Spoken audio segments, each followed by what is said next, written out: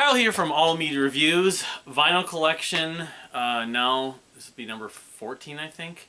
Letter J. I know the letter I was pretty short, and I was doing it last Friday, and then I didn't get around to getting onto the letter J. I also should mention I did do the stream with on Sunday with Scott from the Prog Corner, but he didn't really bring up a lot of topics that I would have a lot to say about, so I didn't really show up as a guest or whatever on the actual stream part. But I don't know, and I may try doing streams myself, but I'm going to schedule it. That's unlike the last time I tried it. So anyway, but moving on to the letter J. So alright, so yeah, okay, I have 2 records from this artist. I was almost certain I had 3, but I have, this is Jane's Addiction, their proper studio debut. Their first album was a live album. It's like a self-titled, but this came out in 1988. This is Nothing Shocking, of course, with the controversial cover. Has, you know, among others, the Mountain Song, I revisited the other day. There's some other songs on here that I really like. Idiot's Rule. You know, the first 2, Up the Beach and Oceansize. Of course, Oceansize, the band kind of got their name from that. So, Standing in the Shower Thinking. Yeah, I mean, I have this other one. I have this 12-inch single of 3 Days, which comes off of the album that followed it, Ritual de lo Habitual from 1990. I swear I bought that record on vinyl, but maybe I didn't, because I can't find it right now, but man, maybe I'll run into it. If I did not, I need to buy it. I'm pretty sure I did, though. But yeah, this is cool to have this 12-inch single from 3 Days, which to me is the best Jane's Addiction song. It's probably their most progressive, more proggy track. It's like 9 or 10 minutes. So anyway, all right. So moving on. This is not my copy that I bought, but I sort of inherited. I believe this is my parents' copy of Jefferson Airplane's Surrealistic Pillow, of course. Which, you know, the 2 songs it's known best for, you know, Somebody to Love and White Rabbit. You know, I don't know if I've listened to this before. I probably did back in the day. But, you know, they were the pioneers of, like, the psychedelic movement with a lot of those bands, like the Grateful Dead and, like Quicksilver Messenger Service. That, you know, Northern California, you know, hippie culture. This copy has definitely had its share of wear and tear. I don't know how well it even sounds, but I think it's probably a first pressing for that reason. So, early pressing, it's not a first pressing. So, all right. So the next one, I have a little bit like Jane's Addiction. I have they're not an artist that has a lot of releases, but they have a lot of different music, but they have a lot of different releases. So, all right, this is Jellyfish, and so, okay, these are being sold for a lot of money online, too. I've shown these on a separate video. I did a Jellyfish video, but I have 3 copies of Belly Button. I think I may be giving one of them to my wife. I have 2 promos, and then I think this is the more recent one. They have, you can see, it opens up. I'm not going to go ahead and do that, but every one of these has that piece where it opens up, a little bit like Sticky Fingers, or there's a couple records from the 70s. But anyway, Belly Button's their debut album from 1990. It's filled with great sort of progressive pop or art pop, rock, power pop tracks. I mean, my favorite is The King is Half Undressed, but I mean, That Is Why is catchy as hell. That's the one track my wife has really gotten into after initially not really caring that much for them. Calling Sarah's a favorite. Baby's Coming Back. I Want to Stay Home. It's just, Jellyfish were, you know, they were the right band at the wrong time, but they were brilliant. But at the same time, you can sort of understand why things happened the way they did in some ways. But, so that was 1990. So then I've got a bunch of other Jellyfish, of course. So I've got this. This is a live album, Live at Bogart's, which came out on CD, too, I believe. I don't know, like 15 years, 2012, it wasn't 15 years ago. But, yeah, it has a lot of the Belly Button stuff, and I think that's mostly, it's almost like the entire record, Bye Bye Bye, Calling Sarah. Oh, it's got the Hold Your Head Up by Argent, that's right. So, yep, and then, you can see these aren't super rare, but I've got the, the Radio Jellyfish live radio broadcasts, which this came out in 2013. It has a combination of stuff from Belly Button and Spilt Milk. Tune in Jellyfish live and acoustic. Hayes 9 previously unissued tracks, first pressing on, yeah, because this was a CD also first. I Can Hear the Grass Grow. That track I think is unreleased. But yeah, it's got No Matter What also. So then I have one proper copy of Spilt Milk. Unfortunately, this is the more valued of the two, but this is a classic record. I'll be talking about it down the road. I can promise you that. But it's got, you know, from New Mistake, which is their probably signature track, and Sabrina Based and Play-Doh, Ghost #1. I've talked about it. People have talked about this. It's become a cult classic, that whole cliche or whatever. But they're one of the most accessible bands doing, you could say, a form of progressive rock or progressive music, because I know all these pockets that enjoy them. It's like almost everyone likes Jellyfish. It's weird, which is kind of sad because, of course, their life and their history was so limited. And of course, Jason Faulkner, who's on Belly Button, wasn't on this, but you know, Andy Sturmer and Roger Manning just kind of they went over this. It took forever to make this thing. They spent a number of years making it. And they played here in Minneapolis at First Avenue. Of course, I didn't know where they were back in '93. So this came out in '93, of course. So, all right, that's it for the Jellyfish. Of course, I've got the Jellyfish box set. You know, I showed previously. I can show again, of course, just briefly, the singles box that they came out a couple of years ago. So, it was about a year ago. I can't remember when I actually showed it on camera initially. So, moving on to the Jays, there's a big stack of this artist, of course. It's not a surprise to see it, but hold on 1 second. Here we go. So, Jethro Tull, of course. I initially wasn't that into Jethro Tull. I had like a compilation, but then I finally got more used to Ian's voice. And anyway, so I believe this is the Record Store Day reissue of Benefit. Which I recently listened to this a few months ago, and I think it's spotty, but I think some of the songs do really work. It's not prog, though. It's more blues rock. I think it's, what is this, the song Teacher, maybe? I don't remember which one. I'd have to look at my Spotify playlist. Anyway, this was from I want to say it was 69 or 70. It's like their third full length? Second or third. So then, of course, I've got, every prog fan needs a copy of Aqualung from 70, was Aqualung 71? Just going over this the other day. 71. Of course, Aqualung's got the title track. It's got Locomotive Breath? No.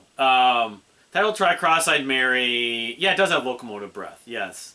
It's been a while since I've listened to this, but a lot of people consider this their best record. I don't, but I still like it. So, on the other hand, I do consider this the best record. I've got one of the paper versions of Thick as a Brick. I don't know if this is a first pressing, but I'll have to look that up. But yeah, it's one of the older pressings. I only paid $5.30 for it, so it's in, you know, the case is in reasonable condition, you know, considering. So that was from '72, Thick as a Brick. Then I've got what is like a Thick as a Brick, like 12-inch single, I guess. Came out in '85, later issued, printed in West German. It's a German, you know, import of some kind, this platinum label or something like that. But anyway, this is just excerpt. It's not the whole thing, obviously. But so then I've got, of course, a copy of A Passion Play. I don't know, again, how early pressing this is, but I think it may have the playbook in it, because I know that A Passion Play, it have to be in the insert. I have to look that up. I'm actually doing my cataloging. The only thing I'm reacting to is I can see the record kind of coming out there. But yeah, Passion Play rivals Thick as a Brick. And actually, I got into this album first. I had not listened to Thick as a Brick. I started listening to this, Passion Play. And I think it's, I wouldn't call it underrated, I guess, but I think it needs to be mentioned more. But the problem is it's because it came after A Passion Play. This is upside down, it looks like.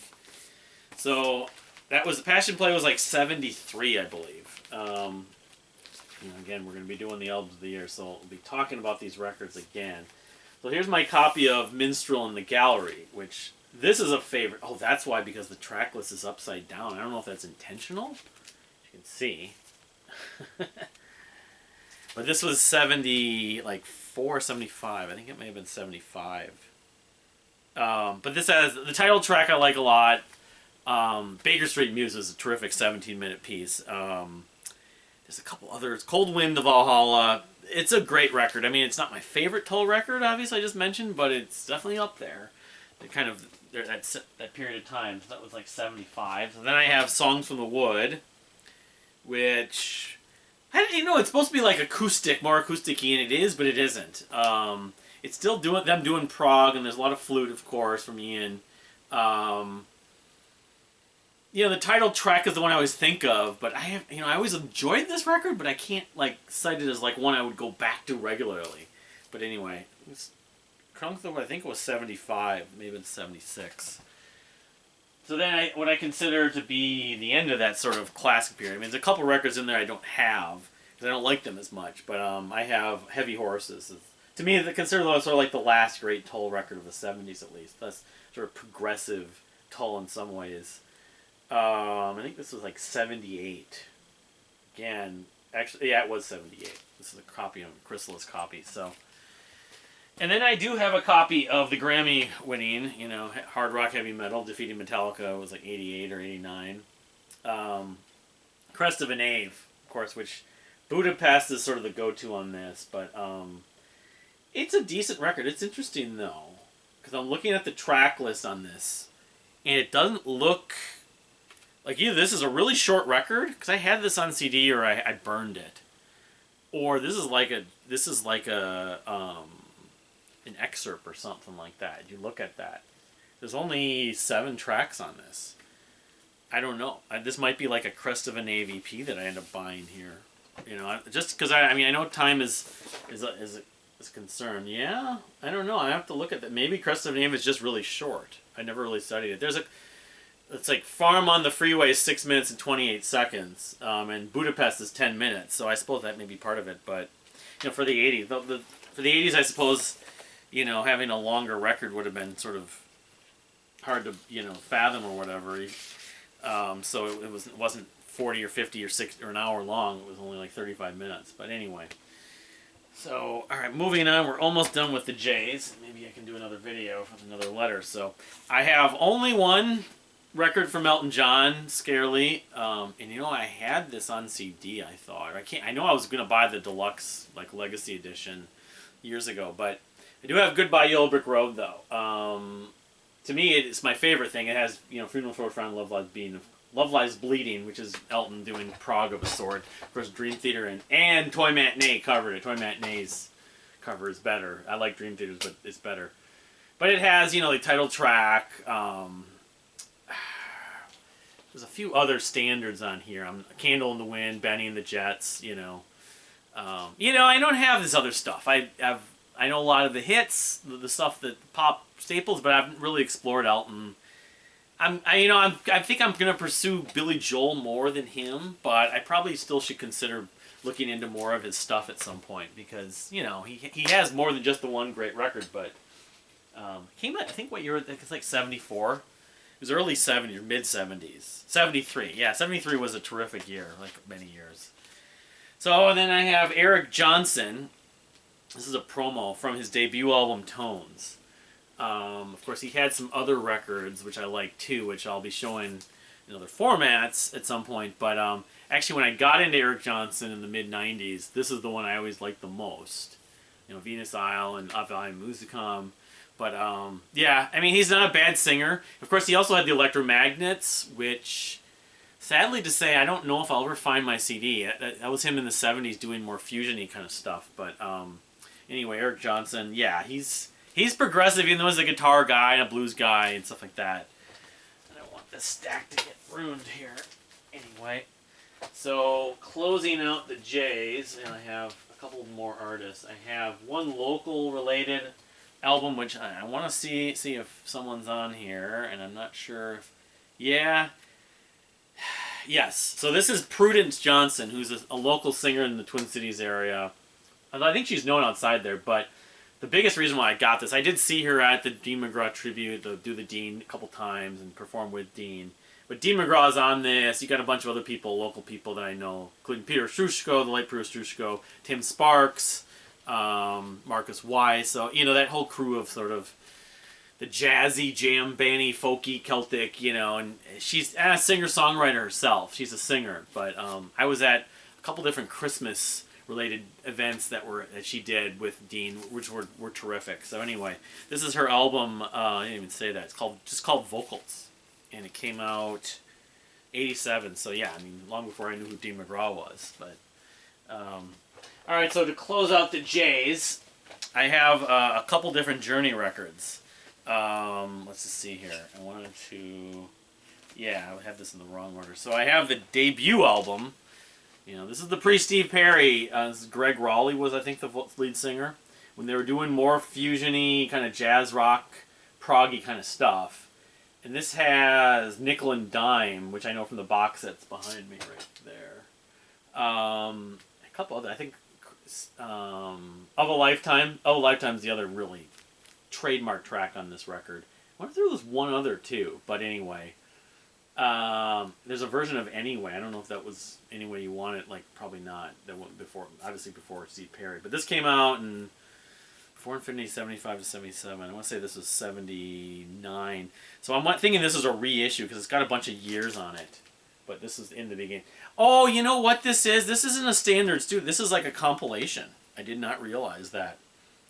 So that's why, okay. Interesting. So I have, so man, there's a record I'm missing.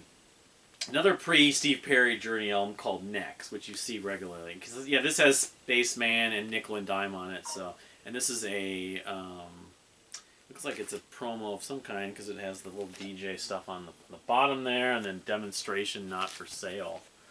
So, yeah, it's a promo. And this came out 77, so I actually have a compilation, and I don't have the very first Journey. And then I have Frontiers, which I think Perry is on this. It is, because it has Faithfully and Separate Ways, but this is the early Journey, and this was not mine. I believe I inherited this from my parents or my uncle. This came out in '83, so I like the Perry Journey, some songs more than others, but I guess I recognize that the pre-Steve Perry stuff actually was more proggy, and I appreciate that. Anyway, thank you for watching. Please subscribe if you haven't subscribed, and we'll see you next time.